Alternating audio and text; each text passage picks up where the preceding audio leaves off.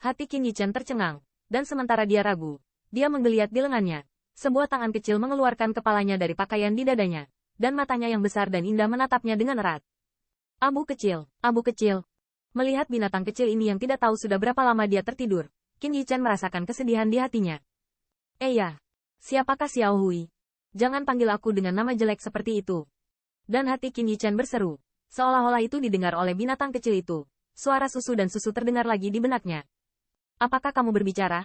Mata Qin Yichen mengklik, dan gumaman kecil bergumam di dalam hatinya. Ah, selain dewa yang bijaksana dan perkasa ini, siapa lagi selain aku? Begitu pikiran di dalam hatinya jatuh, suara Xiao Hui terdengar lagi. Untuk si abu-abu kecil yang tiba-tiba terbangun dari tidur nyenyaknya, Qin Yichen juga bingung.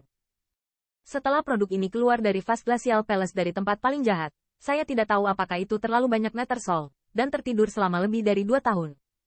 Dalam 2 tahun ini, Qin Yichen telah mengalami hidup dan mati yang tak terhitung jumlahnya, seolah-olah dia tidak membangunkannya. Kenapa kamu bicara? Qin Yichen curiga di benaknya. Di masa lalu, meskipun binatang kecil ini sangat spiritual, dia tidak akan dapat berbicara dengannya secara langsung di dalam pikirannya seperti sekarang. Oh, aku tidak tahu. Aku menginginkan benda itu. Tatapan binatang buas itu dengan rakus menatap batu yang pecah di meja kristal, dan suaranya terdengar di benak Qin Yichen. Kamu bukan pemilih makanan. Qin Yichen menghela nafas dalam hatinya. Orang ini, dari penghancuran diri di Royal Powerhouse hingga Nethersoul, yang telah dibahayakan oleh pembangkit tenaga listrik yang tak terhitung jumlahnya, datang dari semua lapisan masyarakat. Selain itu, awalnya dia khawatir tentang apa yang akan terjadi pada yang terakhir.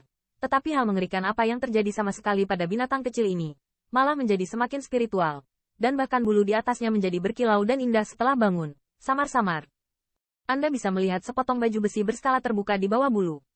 Yah, binatang buas yang menakutkan. Dalam komunikasi sederhana antara Qin Yichen dan binatang kecil itu, Yao Xi juga memberikan jentikan ringan, dan matanya menatap sedikit cerah pada binatang kecil yang keluar dari lengan Qin Yichen.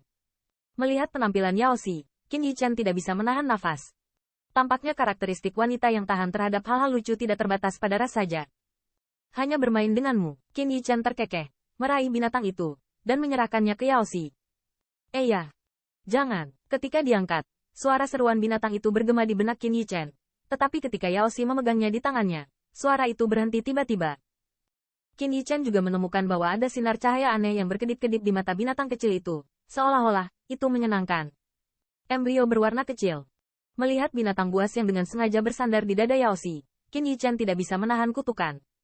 Dan yang terakhir tampaknya terobsesi dengan tanah yang hangat dan lembut, dan dia sama sekali tidak peduli padanya. Untuk binatang kecil ini, Qin Yichen benar-benar tidak bisa menebak dari mana asalnya. Produk ini keluar dari kuali hitam setinggi 9 kaki yang dikenal sebagai hal yang tidak menyenangkan. Saya tidak tahu apakah banyak bahaya yang dia temui itu berbahaya. Keburukan binatang kecil ini ada hubungannya dengan itu. Namun, Qin Yichen tidak membencinya karena dia beberapa kali membantunya. Imut-imut sekali, saat ini, Yao Xi dilunakkan oleh binatang itu. Dia pikir itu adalah tindakan intim dari binatang itu. Dia juga menyukai bocah kecil ini dari lubuk hatinya. Berapa harga benda ini? Aku menginginkannya. Qin Yichen menunjuk ke pecahan batu di konter kristal pada pria parubaya itu dan bertanya. 100. Tidak. 50. 50 cairan spiritual. Mendengar bahwa Qin Yichen akan membeli batu limbah ini yang diidentifikasi oleh Shen Jianxi, pria parubaya itu memancarkan warna aneh di matanya. Segera, dia tampak bahagia dan berkata dengan cepat. Hanya 100. Qin Yichen mengangguk, menghela nafas. Bahkan jika dia mengeluarkan 100 cairan spiritual dan membagikannya.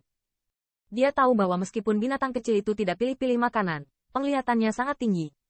Hal-hal umum benar-benar tidak menarik perhatiannya dan dapat membuat produk ini terbuka dengan sendirinya. Hal seperti kerikil ini jelas tidak sederhana. Pada tahun 1000, es buah telah ditekan beberapa kali. Bahkan Qin Yichen memiliki hati yang dia tidak tahan untuk menurunkan harga dengan sengaja. Halo, terima kasih banyak, Pak. Pria parubaya itu dengan cepat mengambil cairan spiritual dan terlihat sangat bahagia. Qin Yichen juga sedikit tersenyum. Dia meletakkan kotak giok es berusia 1000 tahun di atas ring, lalu membuka penghitung kristal, dan mengambil kerikil. Dan saat telapak tangan Qin Yichen hendak menangkap kerikil, kipas bulu tiba-tiba muncul, lalu langsung mengklik kerikil. Pada saat yang sama, sebuah suara yang penuh dengan perintah juga terdengar pelan. Saya menginginkan benda ini. Saat Qin Yichen muncul, senyum di wajah Qin Yichen juga berangsur-angsur menyatu, dan di wajahnya yang tampan, rasa dingin muncul. Pada jubah lengan di belakang kipas ini, terdapat sebuah kuali kecil dari emas, yang membuktikan bahwa itu adalah identitas mulia dari orang-orang klan. Qin Yichen sedikit memiringkan kepalanya, hanya untuk melihat. Di sisinya, ada siluet yang familiar. Yuwen. Saat ini, Yuwen terlihat bangga. Dari tubuhnya, ada semacam pesona atasan yang mengalir keluar.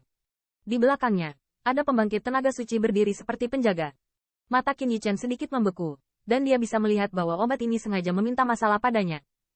Yah, bukankah itu obat? Dia biasanya bermain di lantai 3. Kenapa 2 layar hari ini? Aku tidak tahu, tapi sepertinya dia sedang berlibur dengan pria itu.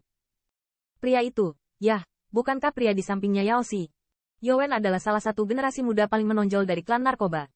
Tubuhnya secara alami tertutup halo, dan dia akan menarik banyak cahaya kemana-mana. Dengan munculnya literatur medis, banyak orang di sekitar melihat mereka. Melihat pemandangan ini, wajah mereka juga memiliki ekspresi yang hidup. Hehe, 100 cairan spiritual. Benar, aku akan memberimu 2100 cairan spiritual dan menjualnya kepadaku. Yuwen terkekeh pada pria parubaya yang sedikit gemetar karena ketakutan, dan kipas angin ringan di atas batu yang pecah tidak menunjukkan tanda-tanda akan menjauh. Mendengar suara ini tanpa berdiskusi, tubuh pria parubaya itu juga sedikit gemetar.